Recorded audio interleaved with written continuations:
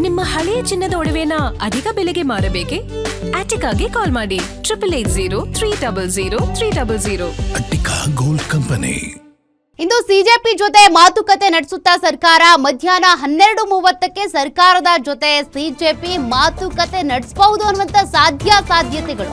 ಹಾಗಾದ್ರೆ ಮಾತುಕತೆ ನಡೆಸ್ತಾರಾ? ಏನ್ ಮಾತನಾಡಬಹುದು? ಮಧ್ಯಾಹ್ನ 12:30ಕ್ಕೆ ಸರ್ಕಾರದ ಜೊತೆಗೆ ಸಿಜೆಪಿ ಕಾಕ್ರೋಚ್ ಜನತಾ ಪಾರ್ಟಿ ಮಾತನಾಡೋ ಸಾಧ್ಯತೆ. ಕೆಲವೇ ಕ್ಷಣಗಳಲ್ಲಿ ಕಾಕ್ರೋಚ್ ಜನತಾ ಪಾರ್ಟಿ ಸುದ್ದಿಗೋಷ್ಠಿ ಮಾಡುತ್ತಂತೆ. ಕಳೆದ 2 ದಿನಗಳಿಂದ ವಿವಾದ ಆಗ್ತಾ ಇದೆಯಲ್ಲ, ಅದಕ್ಕೆ ಇತ್ಯರ್ಥ ಕೊಡುವಂತ ಪ್ರಯತ್ನ ಇದು. 4 ಬಾರಿ ಮಾತುಕತೆಗೆ ಟ್ರೈ ಮಾಡಿದ್ರೂ ಆಗಿಲ್ಲ. ಆದ್ರೆ 2-3 ಬಾರಿ ಆಹ್ವಾನ ತಿರಸ್ಕರಿಸಿದಂತ ಸಿಜೆಪಿ ಇವತ್ತು ಸರ್ಕಾರದ ಜೊತೆ ಸಿಜೆಪಿ ಮಾತುಕತೆಗೆ ಒಪ್ಪಿರುವ ಮಾಹಿತಿ ಲಭ್ಯವಾಗ್ತಿದೆ. ಹೀಗಾಗಿ ಕೆಲವೇ ಕ್ಷಣಗಳಲ್ಲಿ ಈ ಬಗ್ಗೆ ಸಿಜೆಪಿಯಿಂದ ಘೋಷಣೆ ಆಗೋ ಸಾಧ್ಯತೆ ಇದೆ. ಅಂದ್ರೆ ಬಿಜೆಪಿ ಜೊತೆಗೆ ಅಥವಾ ಕೇಂದ್ರ ಸರ್ಕಾರದ ಜೊತೆಗೆ ನಾವು ಮಾತನಾಡೋದಕ್ಕೆ ರೆಡಿ ಇದ್ದೀವಾ ಇಲ್ವಾ ಅಂತ ಘೋಷಣೆ ಮಾಡುವಂತ ಸಾಧ್ಯತೆ.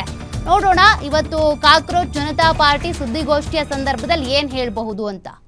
ಸಾಕಷ್ಟು ಗೊಂದಲಗಳು ಕ್ರಿಯೇಟ್ ಆಗಿದೆ, ವಿವಾದಗಳಾಗ್ತಾ ಇದೆ, ಗೂಂಡಾ ವರ್ತನೆ ಅಂತೆಲ್ಲ ಒಂದಷ್ಟು ಚರ್ಚೆಗಳಾಗ್ತಾ ಇದೆಯಲ್ಲ, ಅದೆಲ್ಲದಕ್ಕೂ ಒಂದು ಕ್ಲಾರಿಟಿ ಬೇಕು. ಜೊತೆಗೆ ಕೇಂದ್ರ ಸರ್ಕಾರದ ಜೊತೆಗೆ ಮಾತನಾಡೋದಕ್ಕೆ ಸಿಜೆಪಿ ಸಂಸ್ಥಾಪಕ ಅಭಿಜಿತ್ ದೀಪ್ಗೆ ಈ ಹಿಂದೆ ತಿರಸ್ಕರಿಸಿದ್ರು.